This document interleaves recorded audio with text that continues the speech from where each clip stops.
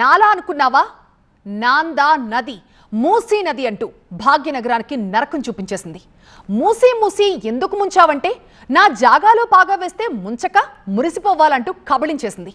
ఇంతకు మూసీ ఉగ్ర రూపం దాల్చడానికి కారణమేంటి? వేల మంది పేదోళ్ల గూడు చెదరడానికి బాధ్యులు ఎవరు?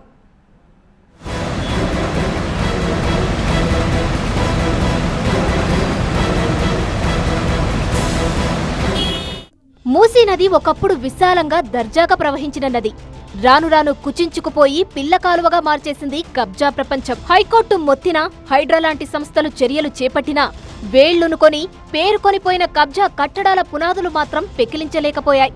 దాని ఫలితం ఈ భారీ మూల్యం.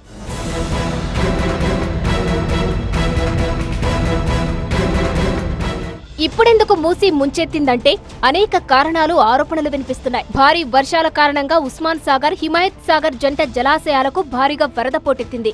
జంట జలాశయాల మొత్తం గేట్లను అంటే 17 గేట్లను జలమండలి అధికారులు ఎత్తారు. హిమాయత్ సాగర్ 6 గేట్లు ఎత్తి 6000 క్యూసెక్కుల నీటిని మూసీలోకి విడుదల చేస్తున్నారు. ఉస్మాన్ సాగర్ 11 గేట్లు ఎత్తి 8000 క్యూసెక్కుల నీటిని మూసీలోకి విడుదల చేశారు. మొత్తం 13000 క్యూసెక్కుల నీటిని మూసీలోకి వదిలారు. దీంతో మూసీ ఉప్పొంగింది.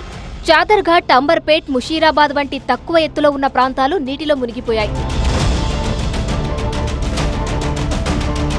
ఈ పరిస్థితికి ప్రధాన కారణం అతి భారీ వర్షాలు మాత్రమే కాక నగరంలోని చెరువులు, కాలువలు ఆక్రమించడం. సహజ నీటి మార్గాలు మూసుకుపోవడంతో వర్షపు నీరు నేరుగా మూసీలోకి చేరిపోతుంది. దీంతో ప్రవాహం ఒక్కసారిగా పెరిగి నది కట్టలు దాటి బయటకు వస్తుంది. నిపుణుల అంచనాల ప్రకారం ఉస్మాన్ సాగర్ పరిధిలో దాదాపు 65% ప్రాంతాలు వరద ముప్పులోనే ఉన్నాయి.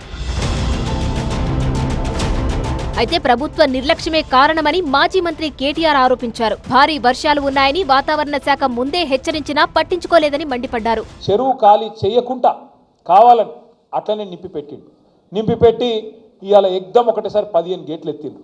ఎత్తవరకు ఏమైంది? ఇలా ఇమ్లీబాన్ బస్ స్టాండ్ మొత్తం మునిగిపోయింది. మొట్టమొదటిసారి చరిత్రలో ఇమ్లీబాన్ బస్ స్టాండ్కి ఎప్పుడైనా నీళ్ళు వచ్చినాయి? ఇదివరకు మనం పోలేదా? ఇమ్లీబాన్ బస్ స్టాండ్ చూడలేదు ఇదివరకు. ఇవాళ అది కూడా మునిగింది. ఎందుకు? ఒక్కటే కారణం. ఏం చెప్పదలుచుకున్నాడు రేవంత్ రెడ్డి? మీరు మూసి అద్దంటున్నారు కదా, నేను చేయాలనుకుంటే ఇక చూసినావా పేదోళ్ళను ముంచి ఇడికెళ్ళి ఎలగొట్టి అట్లనన్నా చేస్తా అనేందుకు ఇలా అంతా కిరాతకంగా ప్రవర్తన చేస్తా ఉన్నాడు. నగరం జల దిగ్బంధంలో చిక్కుకోవడానికి సీఎం రేవంత్ రెడ్డి నిర్లక్ష్యమే కారణమని మాజీ మంత్రి హరీష్ రావు అన్నారు. ఇది ప్రభుత్వ వైఫల్యం కాదని, నేరపూరిత నిర్లక్ష్యమని ఆయన ఘాటుగా విమర్శించారు.